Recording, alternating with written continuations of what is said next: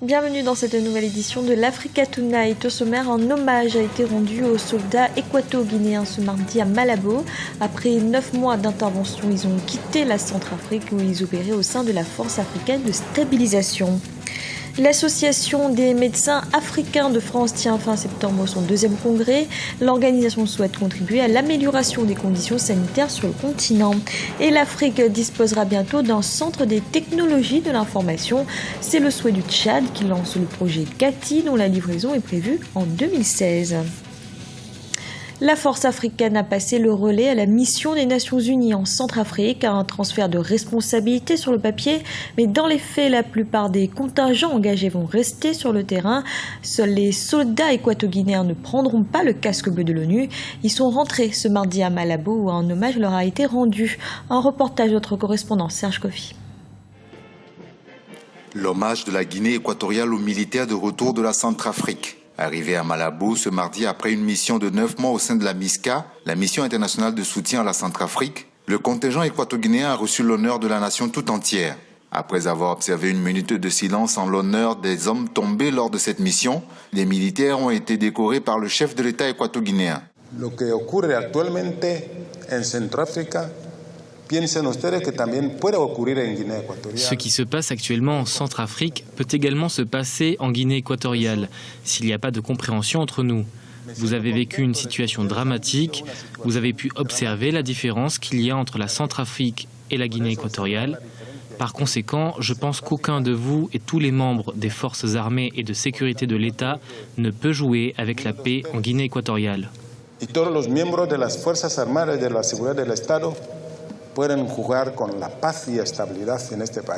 Ce lundi 15 septembre, l'Union africaine passait le relais de la force de stabilisation de la situation en Centrafrique à l'ONU à travers la MINUSCA. Dans les faits, les militaires de la MISCA changeront leurs casques et leurs bérets passant du vert au bleu. De tous les pays engagés, seule la Guinée équatoriale a décidé de quitter la Centrafrique. Selon les responsables de la mission onusienne, les militaires équato-guinéens ne sont pas au format requis par l'ONU et n'ont pas les critères moraux pour être dans la mission. Faux, rétorque le président Obiangema Bazogo qui dénonce une manipulation. Tenez que saber de que la causa del relevo vuestro no ha sido por la falta. Vous devez savoir que votre retour n'est pas dû à une faute de professionnalisme ou la faute d'équipement ou de défaut de discipline. Cela est dû à une manœuvre des ennemis parce que la force de Guinée équatoriale aussi peut participer à la MINUSCA. Porque la fuerza de Guinea Ecuatorial también puede participar en la MINUSCA. Près de 300 militaires équato-guinéens avaient été envoyés au sein de la MISCA. Les autorités de Malabo veulent laver l'honneur de leurs hommes qu'ils estiment avoir été salis. Au Nigeria, au moins 13 personnes ont été tuées et 34 autres blessées dans l'attaque de l'université de Kano dans le nord du pays. D'après les premiers éléments, des hommes armés se seraient introduits sur le campus après des échanges de tirs avec la police à l'extérieur. L'attaque n'a pas encore été revendiquée, mais cette ville est régulièrement prise pour cible par le groupe terroriste Boko Haram. Focus à présent sur l'Association des médecins africains de France. Elle a été créée en 2010 par des professionnels de la santé qui souhaitaient contribuer à l'amélioration des conditions sanitaires sur le continent. L'organisation tiendra le 27 septembre prochain son deuxième congrès. Aminata Diak. Ils exercent en France, mais n'oublient pas pour autant d'apporter une contribution à l'évolution de la santé en Afrique. C'est au sein de l'Association des médecins africains de France, créée en décembre 2010, que ces professionnels de la santé d'origine africaine se sont regroupés. Objectif, fédérer leurs compétences afin de mener de grands projets dans le domaine médical pour aider les populations d'Afrique. L'objectif premier et principal était de regrouper les médecins africains exerçant en France, se connaître, échanger nos expériences, partager, mutualiser nos compétences pour des projets envers l'Afrique. Nous ne sommes pas arrivés à l'objectif final encore. Il y a encore plein de choses à faire, mais nous avançons tout doucement. Nous nous rapprochons, nous essayons de nous rapprocher des confrères. Nous avons informé toutes les ambassades africaines de notre existence. Nous essayons de nous rapprocher de l'Afrique, des facultés, pour aider, pour transmettre le savoir, pour participer à l'enseignement. Pour la gastro-entérologue, beaucoup de défis restent encore à relever quant à l'amélioration des conditions sanitaires sur le continent, un challenge auquel l'AMAF compte s'y associer. Je pense qu'aujourd'hui, les moyens de santé globalement en Afrique sont insuffisants par rapport à l'évolution de la population et par rapport à l'évolution des techniques médicales. Donc je pense que c'est aussi un problème de santé publique. Les gouvernements doivent prendre en considération cette problématique et essayer de mettre un peu plus de moyens, mieux organiser les structures de santé. Et nous pouvons collaborer et améliorer ces conditions. L'Association des médecins africains de France tiendra ses deuxièmes rencontres médicales le 27 septembre 2014 à M dans le nord de la France. Un événement aux enjeux multiples où plusieurs thématiques seront abordées, notamment la mise en place d'une couverture médicale et d'un service d'aide médicale d'urgence en Afrique, ainsi que la régulation des évacuations sanitaires. Dans l'actualité également, la communauté d'Afrique de l'Est était réunie mardi et mercredi à Nairobi au Kenya. Les ministres des Transports et de la Santé ont pris part à cette conférence. Des délégués de l'Organisation mondiale de la santé et de l'Union africaine étaient également présents. L'objectif de cette réunion était d'établir un plan d'action en cas d'introduction du virus Ebola dans la sous-région.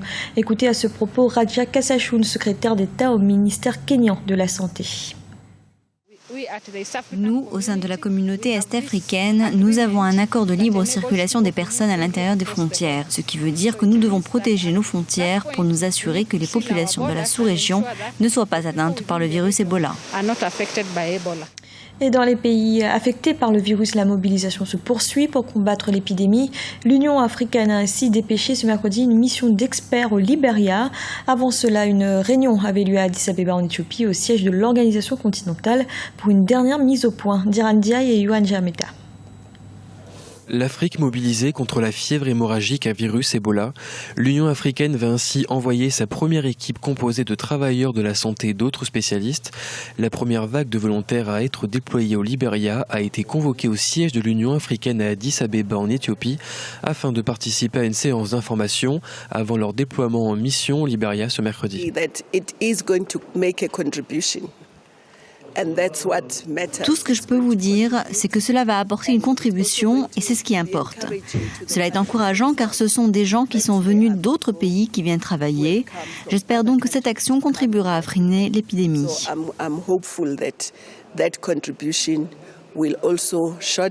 Le soutien de l'Union africaine dans le cadre de la lutte contre le virus d'Ebola qui sévit en Afrique de l'Ouest, dénommé AZEOA, aura pour mission de renforcer les capacités des mécanismes nationaux et internationaux par le biais d'expertises techniques. Elle se chargera également de compléter et coordonner les efforts d'assistance humanitaire en cours dans les pays affectés. Je suis très heureuse de le faire en tant qu'Africaine pour aider mes frères et sœurs. Je suis prête, je n'ai pas peur. J'ai été au Libéria lorsque l'épidémie a commencé. J'étais là-bas et je sais comment cela va être. Et je suis aussi prêt à y retourner et à combattre le virus Ebola et aider nos frères et nos sœurs.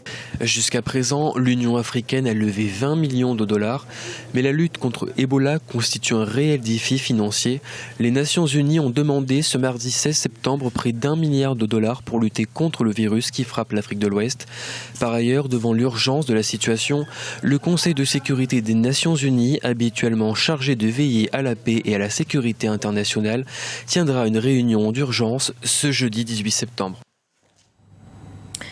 Au Tchad, la maquette du futur Centre africain des technologies de l'information a été dévoilée. Ce méga projet de radio et télévision numérique nommé CATI devrait voir le jour en 2016. Il sera prioritairement dédié aux jeunes ainsi qu'aux initiatives innovantes. Un reportage d'un travail spécial, Paul Dessingwe. Les spécialistes estiment l'impact économique des nouvelles technologies sur les 5 prochaines années au plus de 500 milliards de dollars, 300 000 nouveaux emplois et 5% de contribution par an au produit intérieur brut du continent. Face à ce potentiel et au réel manque des infrastructures sur le continent, le Tchad, à travers son Centre africain des nouvelles technologies, dénommé le CATI, se veut un précurseur. En construisant ce centre, c'est donner une chance à l'Afrique de voir si l'Afrique n'a pas encore des génies qui permettent de lancer dans ce secteur vital, dans ce secteur qui évolue, dans ce secteur qui a des applications économiques qui sont importantes. Donc, ces applications sont importantes, qui créent de la richesse puisqu'il y a de l'emploi aussi. Et qui peut être un centre de référence où tous les Africains qui ont quelque chose à créer dans ce secteur-là peuvent venir l'exposer ici.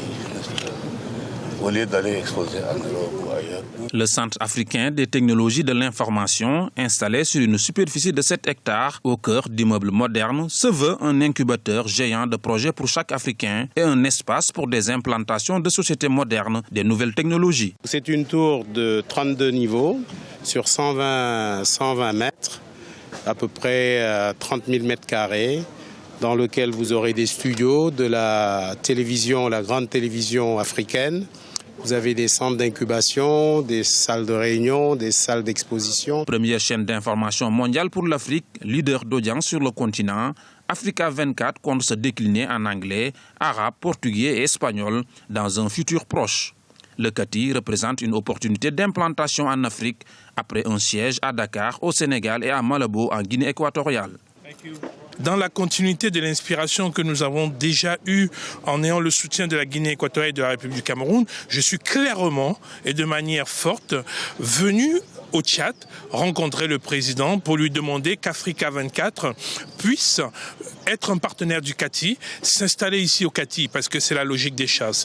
Donc aujourd'hui, le travail clairement que nous allons faire et que j'ai déjà soumis au conseil d'administration, c'est de proposer de développer ici au Tchad, dans le cadre du CATI et dans le cadre de toute installation possible, des déclinaisons d'Africa 24. Ici au Tchad, nous avons pour projet de développer Africa 24 arabique. C'est des projets que j'ai proposés aussi bien à la République du Tchad qu'à la République islamique de Mauritanie pour participer avec nous et qui ont donné leur accord de principe. Le CATI, projet phare d'un plus large programme dénommé CIA, Cité internationale des affaires, permettra à l'Afrique de devenir un acteur de référence sur un marché des nouvelles technologies en plein essor. C'était le journal de la rédaction. Merci de l'avoir suivi. Retrouvez dans un instant une nouvelle édition de l'Africa Tonight.